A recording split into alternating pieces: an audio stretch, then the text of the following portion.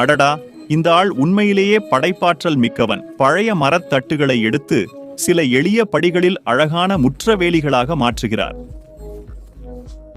முதலில் தட்டின் மையத்தை கண்டுபிடித்து மின்ரம்பத்தால் ஒருபுறம் பலகைகளை நடுவில் பிளக்கிறார். பின் திருப்பி மறுபுறம் மைய பலகைகளின் இருபுறமும் வெட்டுகிறார். மிகை மரத்தை அகற்றி ஒரு தட்டிலிருந்து 2 வேலி பலகைகள் கிடைக்கின்றன. இதை மீண்டும் செய்து மொத்தம் 4 பலகைகளை உருவாக்குகிறார். ஒவ்வொரு பலகையிலும் குறியிட்டு ரம்பத்தால் முக்கோண வடிவங்கள் வெட்டுகிறார். சுருக்கமாக மெருகேற்றிய பின் பலகைகள் பொருத்த தயாராகின்றன. மீதி துண்டுகளை பலகைகளை இணைக்கும் தூண்களாக வெட்டுகிறார்.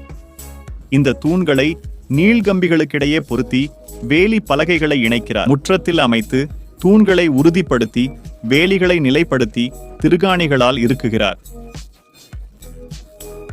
இறுதியாக முழு வேலியிலும் பாதுகாப்பு வார்னிஷ் தெளித்து முடிக்கிறார்.